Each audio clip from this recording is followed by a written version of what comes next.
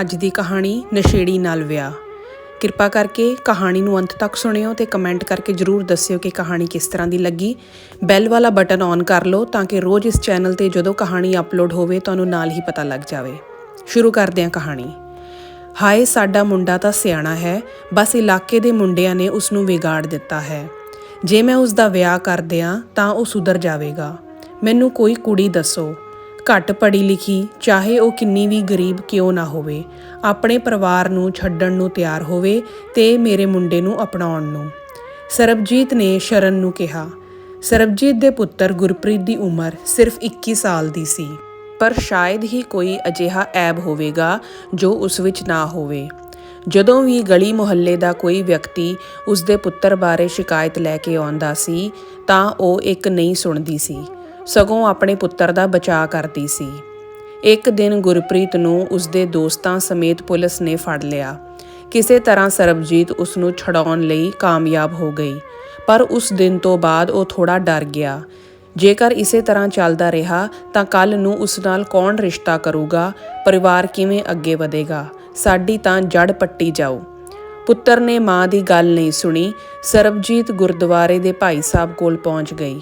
ਮੇਰੇ ਪੁੱਤਰ ਦੀ ਅਕਲ ਠੀਕ ਕਰਨ ਲਈ ਕੋਈ ਹੀਲਾ ਦੱਸੋ, ਕੋਈ ਪਾਠ, ਕੋਈ ਉਪਾਅ। ਭਾਈ ਸਾਹਿਬ ਨੇ ਕਿਹਾ, ਸੁਖਮਨੀ ਸਾਹਿਬ ਦਾ ਪਾਠ ਕਰਵਾਓ ਅਤੇ ਪੁੱਤਰ ਦਾ ਵਿਆਹ ਕਰਵਾ ਦਿਓ, ਉਹ ਸੁਧਰ ਜਾਵੇਗਾ। ਸਰਬਜੀਤ ਨੇ ਦਿਮਾਗ 'ਚ ਉੱਥੇ ਹੀ ਗੱਲ ਬੰਨ੍ਹ ਲਈ ਕਿ ਕਿਸੇ ਤਰੀਕੇ ਨਾਲ ਵੀ 6 ਮਹੀਨੇ ਦੇ ਅੰਦਰ ਮੁੰਡੇ ਦਾ ਵਿਆਹ ਕਰਨਾ ਹੈ। ਲੜਕੀ ਦੀ ਭਾਲ ਸ਼ੁਰੂ ਕਰ ਦਿੱਤੀ ਗਈ। ਆਲੇ ਦੁਆਲੇ ਦੇ ਲੋਕਾਂ ਨੂੰ ਗੁਰਪ੍ਰੀਤ ਦੀਆਂ ਹਰਕਤਾਂ ਬਾਰੇ ਸਾਰੀ ਜਾਣਕਾਰੀ ਸੀ। ਕਿਸੇ ਨੇ ਰਿਸ਼ਤੇ ਬਾਰੇ ਨਹੀਂ ਦੱਸਿਆ। ਅੰਤ ਵਿੱਚ ਸਰਬਜੀਤ ਦੀ ਭੈਣ ਸ਼ਰਨ ਨੇ ਰਿਸ਼ਤਾ ਦੱਸਿਆ। ਲੜਕੀ ਦੀਆਂ 4 ਭੈਣਾਂ ਸਨ। ਹੁਣ ਲੜਕੀ ਨੇ 12ਵੀਂ ਪਾਸ ਕੀਤੀ ਸੀ। ਜਸ਼ਨ ਪੜ੍ਹਾਈ ਵਿੱਚ ਬਹੁਤ ਹੁਸ਼ਿਆਰ ਸੀ, ਪਰ ਆਪਣੇ ਬਾਪ ਦੀ ਆਰਥਿਕ ਹਾਲਤ ਨੂੰ ਦੇਖਦਿਆਂ ਉਹ ਅੱਗੇ ਨਹੀਂ ਪੜ੍ਹ ਸਕੀ ਅਤੇ ਸਿਲਾਈ ਵਿੱਚ ਆਪਣੀ ਮਾਂ ਦੀ ਮਦਦ ਕਰਦੀ ਸੀ। ਸਰਬਜੀਤ ਨੇ ਜਸ਼ਨ ਦੇ ਪਿਤਾ ਨੂੰ ਆਪਣੀ ਬੇਟੀ ਦੇ ਵਿਆਹ ਦਾ ਸਾਰਾ ਖਰਚਾ ਵੀ ਦਿੱਤਾ। ਵਿਆਹ ਦੇ ਸਮੇਂ ਵੀ ਗੁਰਪ੍ਰੀਤ ਸ਼ਰਾਬ ਪੀ ਕੇ ਹੀ ਪੈਰਾਂ 'ਤੇ ਬੈਠਾ ਸੀ। ਜਸ਼ਨ ਗੁਰਪ੍ਰੀਤ ਦੀ ਹਾਲਤ ਦੇਖ ਰਹੀ ਸੀ। ਉਸਨੂੰ ਆਪਣੇ ਹਾਲਾਤਾਂ 'ਤੇ ਬਹੁਤ ਰੋਣਾ ਆਇਆ, ਪਰ ਉਸ ਦੀਆਂ ਚੀਕਾਂ ਸੁਣਨ ਵਾਲਾ ਕੋਈ ਨਹੀਂ ਸੀ। ਵਿਦਾਈ ਵੀ ਹੋ ਗਈ। ਅਗਲੇ ਦਿਨ ਗੁਆਂਢੀ ਸਰਬਜੀਤ ਦੇ ਘਰ ਨੂੰਹ ਦਾ ਮੂੰਹ ਦੇਖਣ ਲਈ ਆਏ। ਸਰਬਜੀਤ ਨੂੰਹ ਦੇ ਕੋਲ ਹੀ ਬੈਠੀ ਸੀ ਤਾਂ ਕਿ ਕੋਈ ਨੂੰਹ ਨੂੰ ਗੁਰਪ੍ਰੀਤ ਦੇ ਕਾਰਨਾਮੇ ਨਾ ਦੱਸੇ। ਇਸ ਦੌਰਾਨ ਗੁਰਪ੍ਰੀਤ ਨੇ ਸ਼ਰਾਬ ਪੀ ਲਈ। ਨੂੰਹ ਦੇ ਸ਼ਗਨ ਤੇ ਮੂੰਹ ਦਿਖਾਈ ਦੇ ਆਏ ਪੈਸੇ ਉਸਨੇ ਖੋਹ ਲਏ। ਸਰਬਜੀਤ ਰੋਕਦੀ ਰਹੀ। ਗੁਰਪ੍ਰੀਤ ਨੇ ਮਾਂ ਨੂੰ ਧੱਕਾ ਦੇ ਕੇ ਨੀਚੇ ਸੁੱਟ ਦਿੱਤਾ। ਨਵੀਂ ਨੂੰਹ ਦੇ ਸਾਹਮਣੇ ਇਹ ਬੇਇੱਜ਼ਤੀ ਦੇਖ ਕੇ ਸਰਬਜੀਤ ਹੈਰਾਨ ਰਹਿ ਗਈ ਅਤੇ ਨੂੰਹ ਨੂੰ ਡਾਂਟਣ ਲੱਗ ਗਈ। ਤੇਰੀ ਮਾਂ ਨੇ ਤੈਨੂੰ ਨਹੀਂ ਸਿਖਾਇਆ ਆਪਣੇ ਆਦਮੀ ਨੂੰ ਬੱਸ ਵਿੱਚ ਕਿਵੇਂ ਰੱਖਣਾ ਹੈ? ਜਸ਼ਨ ਹੈਰਾਨ ਸੀ। ਘਰ ਆਏ ਨੂੰ 48 ਘੰਟੇ ਵੀ ਨਹੀਂ ਹੋਏ ਸਨ। ਮੈਂ ਉਸ ਦੇ ਪੁੱਤਰ ਨੂੰ ਕਿਵੇਂ ਕਾਬੂ ਕਰ ਸਕਦੀ ਹਾਂ ਜੋ 21 ਸਾਲਾਂ ਤੋਂ ਉਸ ਦੇ ਨਾਲ ਰਹਿ ਰਿਹਾ ਹੈ? ਜਦੋਂ ਉਸ ਦੀ ਮਾਂ 21 ਸਾਲਾਂ ਤੋਂ ਅਜਿਹਾ ਨਹੀਂ ਕਰ ਸਕੀ ਤਾਂ ਜਸ਼ਨ ਦੀ ਉਹ ਕੀ ਸੁਣੇਗਾ? ਇਸ ਦੌਰਾਨ ਸਰਬਜੀਤ ਕਲਪਦੀ ਹੋਈ ਬੋਲੀ, ਹੁਣ ਤੂੰ ਸੋਚਦੀ ਰਹੇਂਗੀ ਜਾਂ ਉੱਠ ਕੇ ਘਰ ਦੇ ਕੰਮ ਵੀ ਕਰੇਂਗੀ? ਜਸ਼ਨ ਰਸੋਈ 'ਚ ਜਾ ਕੇ ਖਾਣੇ ਦੀ ਤਿਆਰੀ ਕਰਨ ਲੱਗੀ। ਇਸ ਦੌਰਾਨ ਕਮਰੇ 'ਚੋਂ ਕਿਸੇ ਚੀਜ਼ ਦੇ ਡਿੱਗਣ ਦੀ ਆਵਾਜ਼ ਆਈ ਤਾਂ ਅੰਦਰ ਜਾ ਕੇ ਦੇਖਿਆ ਕਿ ਗੁਰਪ੍ਰੀਤ ਬੈੱਡ ਤੋਂ ਹੇਠਾਂ ਡਿੱਗਿਆ ਹੋਇਆ ਸੀ। ਜਸ਼ਨ ਨੇ ਆਵਾਜ਼ ਮਾਰੀ, ਮੰਮੀ ਗੁਰਪ੍ਰੀਤ ਡਿੱਗ ਗਏ, ਜਲਦੀ ਆਓ। ਸਰਬਜੀਤ ਪੁੱਤਰ ਦੇ ਕਮਰੇ ਵੱਲ ਭੱਜੀ। ਬੇਟੇ ਦੀ ਹਾਲਤ ਦੇਖ ਕੇ ਰੋਂਦੇ ਹੋਈ ਬੋਲੀ, ਹਾਏ ਮੇਰਾ ਬੇਟਾ, ਉਹ ਤਾਂ ਵਿਆਹ ਦੀ ਭੱਜ ਦੌੜ 'ਚ ਇੰਨਾ ਥੱਕ ਗਿਆ, ਉੱਤੋਂ ਇਸ ਦੇ ਦੋਸਤਾਂ ਨੇ ਇੰਨੀ ਦਾਰੂ ਪਿਲਾ ਦਿੱਤੀ ਹੈ। ਨੂੰ ਹੁਣ ਇਹ ਤੁਹਾਡੀ ਜ਼ਿੰਮੇਵਾਰੀ ਹੈ ਕਿ ਤੂੰ ਇਸ ਨੂੰ ਕਿਸ ਤਰ੍ਹਾਂ ਬੰਨ੍ਹ ਕੇ ਰੱਖਣਾ ਹੈ ਅਤੇ ਬਾਹਰ ਕਦੋਂ, ਕਿਵੇਂ ਤੇ ਕਿਸ ਨਾਲ ਭੇਜਣਾ ਹੈ। ਜਸ਼ਨ ਨੇ ਕਿਹਾ, ਮੰਮੀ ਮੈਂ ਕਿਵੇਂ ਕਰ ਸਕਦੀ ਹਾਂ? ਸਰਬਜੀਤ ਨੇ ਕਿਹਾ, ਹਾਏ ਤੈਨੂੰ ਬੰਦਿਆਂ ਦੀ ਜਾਤ ਨਹੀਂ ਪਤਾ? ਔਰਤ ਸ਼ਰਾਬ ਨਾਲੋਂ ਵੱਧ ਨਸ਼ਾ ਕਰਾ ਸਕਦੀ ਹੈ, ਇਸੇ ਲਈ ਮੈਂ ਤੇਰਾ ਵਿਆਹ ਕਰਵਾਇਆ ਹੈ, ਨਹੀਂ ਤਾਂ ਇਹ ਅਵਾਰਾ ਮੁੰਡਿਆਂ ਨਾਲ ਖੜ ਕੇ ਮੁਹੱਲੇ ਦੀਆਂ ਕੁੜੀਆਂ ਨੂੰ ਤੰਗ ਕਰਦੇ ਸਨ। ਸਰਬਜੀਤ ਨੂੰ ਲੱਗਾ ਕਿ ਉਸਨੇ ਗੱਲਾਂ-ਗੱਲਾਂ ਵਿੱਚ ਬਹੁਤ ਕੁਝ ਕਹਿ ਦਿੱਤਾ ਹੈ। ਆਪਣੀ ਨੂੰਹ ਨੂੰ ਝਿੜਕਦੇ ਹੋਏ ਬੋਲੀ, ਚੱਲ ਜਾ ਪਾਣੀ ਲੈ ਆ, ਇੱਥੇ ਜਾਸੂਸੀ ਕਰਨ ਵਿੱਚ ਲੱਗੀ ਹੋਈ ਹੈ। ਜਸ਼ਨ ਨੂੰ ਇੱਕ ਤੋਂ ਬਾਅਦ ਇੱਕ ਝਟਕੇ ਲੱਗ ਰਹੇ ਸਨ। ਪਹਿਲਾਂ ਪੜ੍ਹਾਈ ਛੁੱਟ ਗਈ, ਫਿਰ ਮਾਂ ਦੀ ਗੋਦ ਵੀ। ਹੁਣ ਨਵੀਂ ਜ਼ਿੰਦਗੀ ਦੇ ਸੁਪਨੇ ਵੀ ਚਕਨਾਚੂਰ ਹੋ ਗਏ ਤੇ ਪਤਾ ਨਹੀਂ ਕੀ ਉਹ ਅੰਦਰੋਂ ਟੁੱਟ ਗਈ। ਹੁਣ ਮੈਂ ਆਪਣੇ ਵਿਗੜੇ ਘਰ ਵਾਲੇ ਨੂੰ ਕਿਵੇਂ ਠੀਕ ਕਰ ਸਕਦੀ ਹਾਂ। ਉਹ ਉੱਥੋਂ ਭੱਜ ਜਾਣਾ ਚਾਹੁੰਦੀ ਸੀ। ਫਿਰ ਪਿਤਾ ਦੀ ਗਰੀਬੀ ਅਤੇ ਭੈਣਾਂ ਪ੍ਰਤੀ ਜ਼ਿੰਮੇਵਾਰੀ ਉਸਨੂੰ ਉਹ ਕੰਮ ਕਰਨ ਲਈ ਮਜਬੂਰ ਕਰ ਰਹੀ ਸੀ ਜਿਸ ਬਾਰੇ ਉਸਨੇ ਸੋਚਿਆ ਵੀ ਨਹੀਂ ਸੀ। ਅਗਲੇ ਦਿਨ ਗੁਰਪ੍ਰੀਤ ਨੂੰ ਹੋਸ਼ ਆ ਗਿਆ। ਸਰਬਜੀਤ ਨੇ ਉਸਨੂੰ ਕਿਹਾ, ਜਾ ਆਪਣੀ ਘਰਵਾਲੀ ਨੂੰ ਕਿਸੇ ਸ਼ਹਿਰ ਲੈ ਜਾ, ਘੁੰਮ ਕੇ ਆਓ। ਜਸ਼ਨ ਵੀ ਤਿਆਰ ਹੋ ਕੇ ਚਲੀ ਗਈ।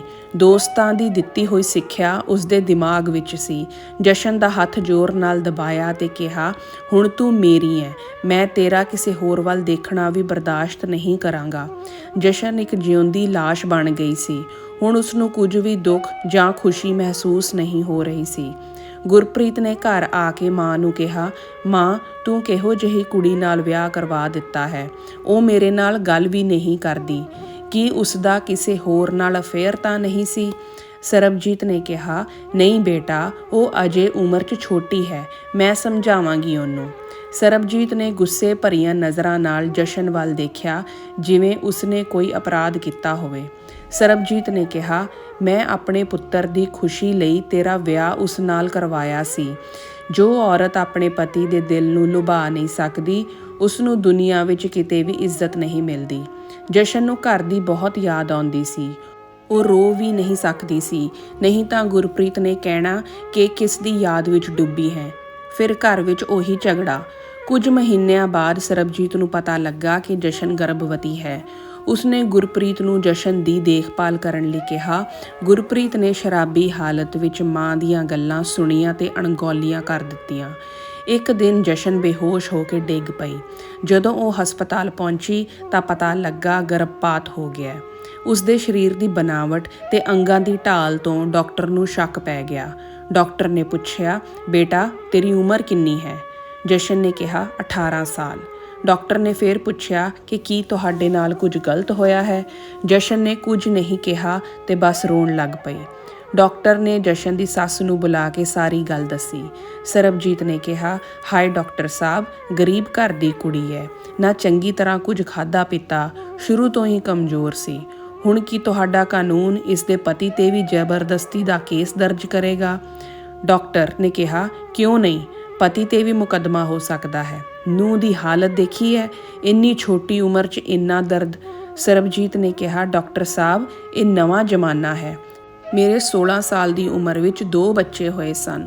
ਉਹ ਆਪ ਹੀ ਸਾਰਾ ਦਿਨ ਰੋਂਦੀ ਰਹਿੰਦੀ ਹੈ। ਇੰਨੇ ਪੈਸੇ ਖਰਚ ਕੇ ਆਪਣੇ ਬੇਟੇ ਦਾ ਘਰ ਬਣਾਇਆ ਸੀ, ਪੁੱਤਰ ਵੀ ਨਾ ਸੁਧਰਿਆ ਅਤੇ ਇਹ ਨਵੀਂ ਮੁਸੀਬਤ ਵੀ ਉਸ ਉੱਤੇ ਆ ਪਈ। ਡਾਕਟਰ ਨੇ ਕਿਹਾ, ਜੇ ਤੇਰਾ ਮੁੰਡਾ ਵਿਗੜ ਗਿਆ ਹੈ ਤਾਂ ਉਸਨੂੰ ਸੁਧਾਰ ਘਰ ਭੇਜ ਦੇ। ਨਸ਼ਾ ਜੂਆ ਉੱਥੇ ਸਭ ਕੁਝ ਸੁਲਝ ਜਾਵੇਗਾ। ਨੂੰਹ ਲਿਆਉਣ ਨਾਲ ਵਿਗੜਿਆ ਪੁੱਤ ਥੋੜਾ ਸੁਧਰ ਜਾਵੇਗਾ। ਸਰਬਜੀਤ ਨੇ ਕਿਹਾ, ਤੁਸੀਂ ਇਹ ਇਲਾਜ ਕਰੋ। ਕੁੜੀ ਦਾ ਵਿਆਹ ਆਪਣੇ ਮਾਂ-ਬਾਪ ਦੀ ਮਰਜ਼ੀ ਅਨੁਸਾਰ ਹੋਇਆ ਹੈ। ਇਹ ਸਾਡੇ ਘਰ ਦੀ ਗੱਲ ਹੈ। ਡਾਕਟਰ ਨੇ ਕਿਹਾ ਕਿ ਇਹ ਤਾਂ ਕੁੜੀ ਦੇ ਮਾਪਿਆਂ ਦੀ ਮਰਜ਼ੀ ਨਾਲ ਹੀ ਹੋਇਆ ਹੋਵੇਗਾ, ਕੁੜੀ ਦੀ ਕੋਈ ਮਰਜ਼ੀ ਨਹੀਂ ਸੀ। ਠੀਕ ਹੈ, ਜੇ ਤੁਸੀਂ ਹੋਰ ਬਹਿਸ ਕਰੋਗੇ ਤਾਂ ਮੈਨੂੰ ਪੁਲਿਸ ਨੂੰ ਫੈਸਲਾ ਕਰਵਾਉਣ ਲਈ ਬੁਲਾਉਣਾ ਪਵੇਗਾ। ਸਰਬਜੀਤ ਨੇ ਕਿਹਾ, ਅੱਛਾ, ਮੇਰੀ ਨੂੰਹ ਨੇ ਤੁਹਾਡੇ ਕੰਨ ਭਰ ਦਿੱਤੇ। ਠੀਕ ਹੈ, ਮੈਂ ਉਸਨੂੰ ਘਰ ਭੇਜ ਦੇਵਾਂਗੀ। ਮੈਂ ਆਪਣੇ ਪੁੱਤਰ ਦਾ ਦੁਬਾਰਾ ਵਿਆਹ ਕਰਾਂਗੀ। ਜਸ਼ਨ ਨੇ ਹੱਥ ਜੋੜ ਕੇ ਡਾਕਟਰ ਨੂੰ ਬੇਨਤੀ ਕੀਤੀ, ਮੈਨੂੰ ਕੋਈ ਸ਼ਿਕਾਇਤ ਨਹੀਂ, ਤੁਸੀਂ ਇਸ ਮਾਮਲੇ ਤੋਂ ਦੂਰ ਰਹੋ, ਬਸ ਇਹੀ ਮੇਰੀ ਮਦਦ ਹੈ। ਡਾਕਟਰ ਵੀ ਬੇਵੱਸ ਸੀ। ਉਹ ਸਿਰਫ ਇੰਨਾ ਹੀ ਕਹਿ ਸਕੀ, ਤੁਸੀਂ ਇਸ ਸਮੇਂ ਬਹੁਤ ਕਮਜ਼ੋਰ ਹੋ। ਜੇ ਤੁਸੀਂ ਹੁਣ ਬੱਚਾ ਪੈਦਾ ਕਰਨ ਬਾਰੇ ਸੋਚੋਗੇ ਤਾਂ ਨਾ ਤਾਂ ਤੁਸੀਂ ਅਤੇ ਨਾ ਹੀ ਬੱਚਾ ਬਚੇਗਾ। ਜਾਣ ਵੇਲੇ ਜਸ਼ਨ ਨੇ ਡਾਕਟਰ ਵੱਲ ਦੇਖਿਆ ਜਿਵੇਂ ਉਸ ਦੀਆਂ ਅੱਖਾਂ ਡਾਕਟਰ ਨੂੰ ਆਖਰੀ ਵਾਰ ਅਲਵਿਦਾ ਕਹਿ ਰਹੀਆਂ ਹੋਣ। ਗੁਰਪ੍ਰੀਤ ਨੇ ਇਸ ਗੱਲ ਦੀ ਪਰਵਾਹ ਨਹੀਂ ਕੀਤੀ। ਸਰਬਜੀਤ ਨੇ ਬਹੁਤ ਸਮਝਾਇਆ ਪਰ ਹਮੇਸ਼ਾ ਵਾਂਗ ਗੁਰਪ੍ਰੀਤ ਨੇ ਸੁਣਿਆ ਹੀ ਨਹੀਂ। ਇੱਕ ਦਿਨ ਗੁਰਪ੍ਰੀਤ ਨੇ ਜੂਆ ਖੇਡਣ ਲਈ ਜਸ਼ਨ ਦੇ ਗਹਿਣੇ ਵੀ ਚੋਰੀ ਕਰ ਲਏ। ਜਦੋਂ ਸਰਬਜੀਤ ਨੇ ਰੋਕਿਆ ਤਾਂ ਉਸਨੇ ਮਾਂ ਨੂੰ ਧੱਕਾ ਦਿੱਤਾ ਤੇ ਸਰਬਜੀਤ ਦੇ ਸਿਰ ਤੇ ਸੱਟ ਲੱਗ ਗਈ। ਪਰ ਗੁਰਪ੍ਰੀਤ ਕੋਈ ਪਰਵਾਹ ਕੀਤੇ ਬਿਨਾਂ ਉੱਥੋਂ ਚਲਾ ਗਿਆ। ਜਸ਼ਨ ਨੇ ਦਵਾਈ ਲਗਾਈ, ਪੱਟੀ ਕੀਤੀ। ਸਰਬਜੀਤ ਨੂੰ ਜਸ਼ਨ ਨਾਲ ਹਮਦਰਦੀ ਹੋਈ ਤੇ ਉਸਨੇ ਕਿਹਾ, ਜਸ਼ਨ ਹੁਣ ਤੋਂ ਤੂੰ ਮੇਰੇ ਕਮਰੇ ਵਿੱਚ ਸੌਵੇਂਗੀ, ਮੈਂ ਆਪਣੀ ਸੱਟ ਦਾ ਬਹਾਨਾ ਬਣਾਵਾਂਗੀ। ਇੰਨੇ ਦਿਨਾਂ ਬਾਅਦ ਪਹਿਲੀ ਵਾਰ ਜਸ਼ਨ ਨੇ ਸਰਬਜੀਤ ਵਿੱਚ ਕਿਸੇ ਔਰਤ ਨੂੰ ਦੇਖਿਆ, ਨਾ ਕਿ ਸਿਰਫ ਗੁਰਪ੍ਰੀਤ ਦੀ ਮਾਂ ਨੂੰ। ਗੁਰਪ੍ਰੀਤ ਸ਼ਰਾਬ ਪੀ ਕੇ ਆਇਆ, ਕਮਰੇ ਵਿੱਚੋਂ ਪਾਣੀ ਲਈ ਆਵਾਜ਼ਾਂ ਮਾਰ ਰਿਹਾ ਸੀ। ਸਰਬਜੀਤ ਨੇ ਪਾਣੀ ਲਿਆ ਕੇ ਦਿੱਤਾ। ਗੁਰਪ੍ਰੀਤ ਨੇ ਪੁੱਛਿਆ, ਉਹ ਕਿੱਥੇ ਚਲੀ ਗਈ ਮੰਮੀ? ਸਰਬਜੀਤ ਨੇ ਕਿਹਾ, ਬੇਟਾ ਉਹ ਬਿਮਾਰ ਹੈ ਤੇ ਮੈਂ ਵੀ ਠੀਕ ਨਹੀਂ, ਉਹ ਅੱਜ ਮੇਰੇ ਨਾਲ ਸੌਵੇਗੀ। ਗੁਰਪ੍ਰੀਤ ਨੇ ਪਾਣੀ ਦਾ ਗਿਲਾਸ ਮਾਂ ਵੱਲ ਵਗਾ ਕੇ ਮਾਰਿਆ ਤੇ ਉੱਥੋਂ ਨਿਕਲ ਕੇ ਮਾਂ ਦੇ ਕਮਰੇ 'ਚ ਗਿਆ। ਜਸ਼ਨ ਪਹਿਲਾਂ ਹੀ ਡਰੀ ਹੋਈ ਸੀ। ਉਸਨੇ ਕੁਝ ਨਾ ਦੇਖਿਆ ਨਾ ਸੋਚਿਆ, ਜਾ ਕੇ ਜਸ਼ਨ ਨੂੰ ਧੱਕਾ ਦਿੱਤਾ। ਉਹ ਢਿੱਡ ਦੇ ਭਾਰ ਡਿੱਗ ਗਈ। ਸਰਬਜੀਤ ਨੇ ਉਸਨੂੰ ਚੁੱਕਿਆ ਤੇ ਗੁਰਪ੍ਰੀਤ ਨੂੰ ਪਿੱਛੇ ਧੱਕ ਦਿੱਤਾ। ਬਾਹਰ ਨਿਕਲ, ਉਹ ਦੁਬਾਰਾ ਤੋਂ ਮਾਂ ਬਣਨ ਵਾਲੀ ਹੈ, ਮਰ ਜਾਵੇਗੀ। ਗੁਰਪ੍ਰੀਤ ਨੇ ਗੁੱਸੇ 'ਚ ਕਿਹਾ, ਇਹ ਬੱਚਾ ਮੇਰਾ ਨਹੀਂ ਹੈ। ਸਰਬਜੀਤ ਨੇ ਉਸ ਦੀ ਗੱਲ ਤੇ ਚਪੇੜ ਮਾਰੀ ਅਤੇ ਕਿਹਾ, ਤੇਰੀ ਵਜ੍ਹਾ ਨਾਲ ਮੈਂ ਇਸ ਲੜਕੀ ਦੀ ਜ਼ਿੰਦਗੀ ਬਰਬਾਦ ਕਰ ਦਿੱਤੀ ਹੈ। ਇਹ ਪਾਪ ਜੋ ਮੈਂ ਕਮਾਇਆ, ਇਹ ਮੇਰੇ ਮਰਨ ਤੋਂ ਬਾਅਦ ਵੀ ਮਾਫ ਨਹੀਂ ਹੋਣਾ। ਹੁਣ ਤੂੰ ਉਸ ਦੇ ਕਿਰਦਾਰ ਤੇ ਉਂਗਲ ਚੁੱਕ ਰਿਹਾ ਹੈ, ਕਸੂਰ ਤੇਰੇ ਕਿਰਦਾਰ ਦਾ ਹੈ। ਗੁਰਪ੍ਰੀਤ ਨੇ ਆਪਣੀ ਮਾਂ ਨੂੰ ਪਿੱਛੇ ਧੱਕ ਦਿੱਤਾ ਅਤੇ ਜਸ਼ਨ ਵੱਲ ਵਧਿਆ। ਸਰਬਜੀਤ ਨੇ ਪੂਰੀ ਹਿੰਮਤ ਨਾਲ ਉਸ ਨੂੰ ਧੱਕਾ ਦਿੱਤਾ। ਉਹ ਸ਼ਰਾਬ ਪੀ ਕੇ ਘਰ ਆਇਆ ਸੀ। ਸਰਬਜੀਤ ਨੇ ਕਮਰੇ ਨੂੰ ਅੰਦਰੋਂ ਬੰਦ ਕਰਕੇ ਪੁਲਿਸ ਨੂੰ ਬੁਲਾ ਲਿਆ। ਪੁਲਿਸ ਨੇ ਗੁਰਪ੍ਰੀਤ ਨੂੰ ਨਸ਼ਾ ਛਡਾਊ ਕੇਂਦਰ ਭੇਜ ਦਿੱਤਾ। ਸਰਬਜੀਤ ਨੇ ਜਸ਼ਨ ਨੂੰ ਕਿਹਾ, ਪੁੱਤਰ ਮੈਨੂੰ ਮਾਫ ਕਰ ਦਿਓ, ਮੈਂ ਤੇਰੀ ਗੁਨਾਹਗਾਰ ਹਾਂ। ਮੇਰੀ ਗਲਤੀ ਦੀ ਜੋ ਵੀ ਸਜ਼ਾ ਹੋਵੇ ਮੈਂ ਸਵੀਕਾਰ ਕਰਦੀ ਹਾਂ। ਜੇਕਰ ਤੂੰ ਚਾਹੇ ਤਾਂ ਮੈਂ ਤੇਰਾ ਫੇਰ ਵਿਆਹ ਕਰਵਾ ਦਿੰਦੀ ਹਾਂ। ਹੁਣ ਮੈਨੂੰ ਆਪਣੇ ਪੁੱਤਰ ਦਾ ਚੰਗੀ ਤਰ੍ਹਾਂ ਪਤਾ ਲੱਗ ਗਿਆ ਹੈ ਕਿ ਉਸ ਨਾਲ ਕੀ ਕਰਨਾ ਹੈ ਅਤੇ ਮੈਂ ਕਿਸੇ ਨਾਲ ਕੋਈ ਅਪਰਾਧ ਨਹੀਂ ਕਰਾਂਗੀ। ਜਸ਼ਨ ਨੇ ਕਿਹਾ, ਮੰਮੀ ਇਹ ਸਿਰਫ ਤੁਹਾਡਾ ਕਸੂਰ ਨਹੀਂ ਹੈ। ਮੇਰੇ ਪਿਤਾ ਨੇ ਆਪਣੀ ਗਰੀਬੀ ਕਾਰਨ ਬਿਨਾਂ ਚੈੱਕ ਕੀਤੇ ਮੇਰਾ ਵਿਆਹ ਕਰਵਾ ਦਿੱਤਾ। ਜੇ ਹੁਣ ਤੁਸੀਂ ਮੇਰੇ ਲਈ ਕੁਝ ਕਰਨਾ ਚਾਹੁੰਦੇ ਹੋ ਤਾਂ ਮੇਰੀ ਪੜ੍ਹਾਈ ਸ਼ੁਰੂ ਕਰਵਾ ਦਿਓ, ਮੈਂ ਅੱਗੇ ਪੜ੍ਹਨਾ ਚਾਹਾਂਗੀ। ਸਰਬਜੀਤ ਨੇ ਕਿਹਾ, ਠੀਕ ਹੈ, ਤੇਰੀ ਅਤੇ ਇਸ ਬੱਚੇ ਦੀ ਪੂਰੀ ਜ਼ਿੰਮੇਵਾਰੀ ਮੇਰੀ ਹੈ। ਤੂੰ ਹੁਣ ਭਾਵੇਂ ਕਾਨੂੰਨਨ ਮੇਰੀ ਨੂੰਹ ਨਹੀਂ ਰਹੇਂਗੀ, ਪਰ ਫੇਰ ਵੀ ਮੇਰੀ ਨੂੰਹ ਹੀ ਹੈ। ਜਸ਼ਨ ਨੂੰ ਆਪਣੀ ਮਾਂ ਲੱਭ ਗਈ ਸੀ। ਦੋਵਾਂ ਨੇ ਜੱਫੀ ਪਾਈ ਅਤੇ ਬਹੁਤ ਰੋਈਆਂ। ਮੈਨੂੰ ਉਮੀਦ ਹੈ ਤੁਹਾਨੂੰ ਕਹਾਣੀ ਪਸੰਦ ਆਈ ਹੋਵੇਗੀ। ਕਿਰਪਾ ਕਰਕੇ ਮੇਰੇ ਚੈਨਲ ਨਿਊ ਪੰਜਾਬੀ ਕਹਾਣੀ ਨੂੰ ਸਬਸਕ੍ਰਾਈਬ ਕਰੋ। ਵੀਡੀਓ ਨੂੰ ਲਾਈਕ ਕਰਕੇ ਕਮੈਂਟ ਕਰਕੇ ਦੱਸੋ ਕਿ ਕਹਾਣੀ ਕਿਸ ਤਰ੍ਹਾਂ ਦੀ ਲੱਗੀ। ਤੁਹਾਡਾ ਬਹੁਤ ਬਹੁਤ ਧੰਨਵਾਦ। ਰੱਬ ਰਾਖਾ।